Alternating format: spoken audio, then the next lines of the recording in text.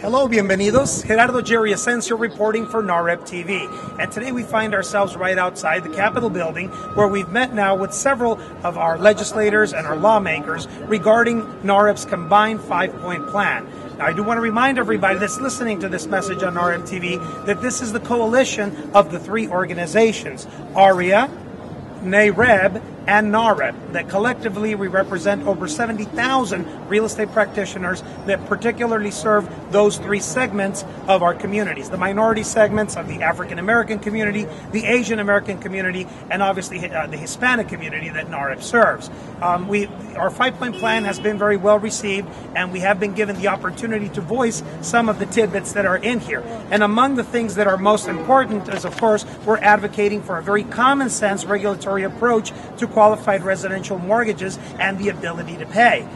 We understand that the Dodd-Frank Act, the intention behind it was to be able to make sure that those lenders had some skin in the game and that they were held accountable for the quality of mortgage that they were originating. But at the same time, we want to make sure that we caution the narrow definition of a qualified residential mortgage so as to not limit and automatically rubber stamp any type of consumer that doesn't fit that criteria as high risk.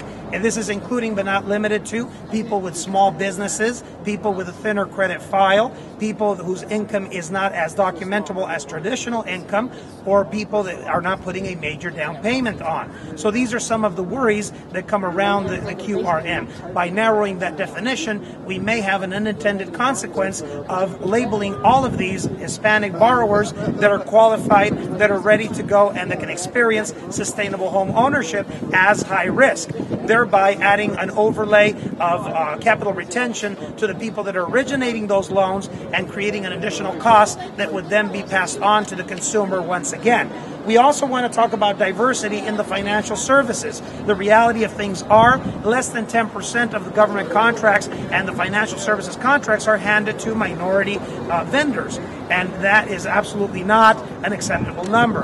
Our communities have been hit in a disproportionate amount, and so we want to make sure that we become part of that solution in an equal and proportionate number. So we want to advocate, and we are advocating here as a coalition for diversity in that space. We also want to talk about preserving the important government role in terms of the secondary mortgage finance market.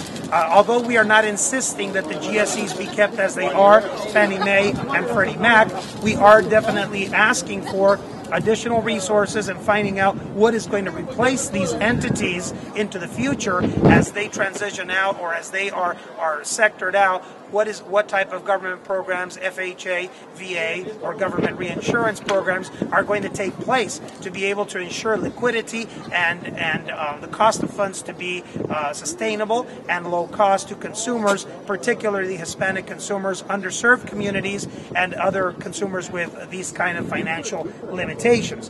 In terms of the Consumer Financial Protection Bureau, there's been a lot of controversy, and there are many people that are advocating that, number one, it should have never been put together, and number two, that it should be dismantled before it even gets off the ground. Our coalition is very strong and very clear on the fact that we do definitely do need a bureau, a financial protection bureau that would be able to do the oversight and the regulatory reform as needed in the financial sector. We believe that this is definitely necessary to be able to have the type of transparency that we need in the market going forward. And finally, we advocate in favor of mandatory financial literacy and for first-time home buyers. And the question has been raised, who's going to pay the price for that? Who's going to pay the ticket for this mandatory financial literacy program? And our answer to that is the very small price that you pay for financial education, mandatory financial education, particularly for the first-time buyer, weighs ounces as compared to the tons of weight of the regret of going through foreclosure, losing these properties, and a lot of these towns becoming ghost towns overnight because people cannot sustainably keep themselves in that home ownership space. So yes, there is a small price tag to pay, but it weighs ounces as compared to the regret of not giving the financial literacy so that those consumers can make those informed choices. So those are some of the 5 points that we presented inside to our congresspeople. We have more appointments coming forward, and we're meeting through the corridors with different members of NAHREP, of ARIA, and of course of our organization, NAHREP, as we each go and voice one voice for the minority communities all across the nation. I'm Jerry Ascencio reporting for NAHREP TV, live from the Capitol in Washington, D.C. Hi, my name is Tino Diaz, and I am the immediate past chairman, national chairman of NAHREP. I'm sitting in the Hart Building here, and we've come to visit one of our senators. And it's part of the movement that we have through NAHREP. Every year we come to see the folks on the Hill and tell them about the issues that are affecting the real estate business. You don't realize how important this is, but let me put you in these terms.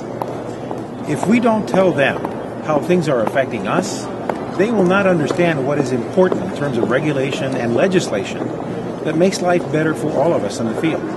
And so I urge you that next time you got a chance, whether it's here in D.C. or at your local office, that you go visit with your congressman and your senator's office and tell them about the issues and how they are affecting you. The new legislation is being proposed. We have the Frank Dodd bill, which is looking at 321 new regulations that are going to come out, 31 new agencies. All these regulations are coming to hopefully protect the consumer. But we want to make sure that the protection is there, but at the same time that the opportunity for housing is not lost. They are not going to understand that unless you get out from the couch and go see them personally and let them know how important this is for their community. Because unless there is sustainable housing in America, we will lose the freedoms and we will lose the wealth that we've become accustomed to live with. America is a prosperous nation because America is a nation of homeowners. We've got to keep it that way, and only you can make a difference. If you get out of your duff and go see somebody, tell them how important it is. Thank you so much. I hope you make a point of going to see your congressman and your senator as soon as you can.